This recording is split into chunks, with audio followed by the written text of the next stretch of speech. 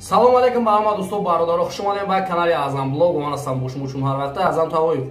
Видеоролики дӯстон дар бораи як духтари миллионер ва писари камбағал меравад.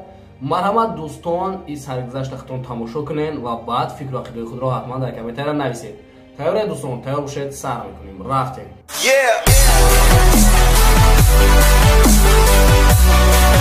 Писарро барои камбағал буданаш партофт ва баъд аз 10 сол фаҳмид ки хатои бузурге кардааст. Ин духтар ин писарро тарк мекунад, аммо баъд аз 10 сол пушаймон мешавад, лекин хело ҳам дер шуда буд. Аня духтари як тоҷири бузург. Ин духтар аз хурдӣ дар даруни пулу молу сарват ба воя расидагӣ қадри пулро намедонист, чунки чизе ки мехост барояш муҳайё мекарданд. Андрей бошад, дар оилаи камбизоат зиндагӣ мекард. Падараш дар мактаб муаллим буд, худи ин писар бошад дар донишгоҳ бо ин духтар мехонд. Хело ҳам писари боодоб ва босавод буд. ин писар ин духтарро аз ҷонаш ҳам зиёдтар дӯст медошт ва дигар худашро дошта наметавонад. ҳамаи қувваашро ҷамъ мекунаду як дастаи гулро гирифта ба назди ин духтар меравад ва розии дил мекунад. Аммо ин духтар дар ҷавоб ба ҳоли ин писар механдаду дар назди ҳама ба ин писар мегӯяд: ту ҷуфти ман нестӣ, мо оянда надорем. Ман мехоҳам бо писари сарватманде хонадор шавам, на бо як писари камбағал. Як рӯза сарфи ман як моҳа маоши ту аст. ва аз чашмони ин писар ашк ҷорӣ мегардад ва хело ҳам шарм мекунад. Дастаи гулро партофта меравад ва давоми дарсашро дар дигар донишгоҳ мехонад ва дигар бо ин духтар вона мехӯранд. аз байн 10 сол мегузарад. Аня бошад, то ҳол барои худаш шавҳари муносиб наёфта буд.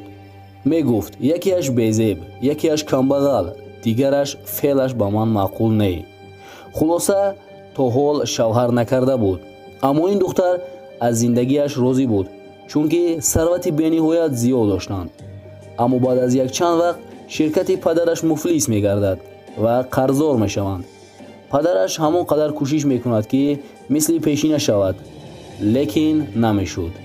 бо тамоми шахсони сарватманд суҳбат мекард барои ягон намуд тиҷорати дигар, лекин корҳояш барор намегирифт ва баъд аз чанд рӯз як тоҷири бисёр ҳам сарватманд ва ҷавон ба хонаи онҳо омад барои кӯмак ба падари ин духтар.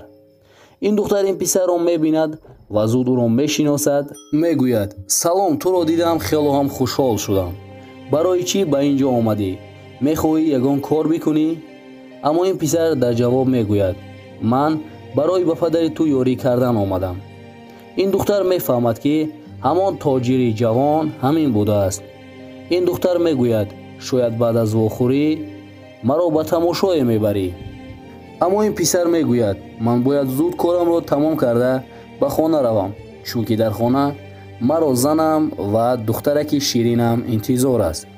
ин духтар ин суханҳоро фаҳмида хело ҳам ғамгин мегардад ва пушаймон мешавад ва ба худаш мегӯяд: эй кош ҳамон 10 сол пеш ба ҳоли ин писар намехандидаму рози дилашро гӯш мекардам ва ҳоло ба ҷои зани ӯ бо ӯ ман мешудам.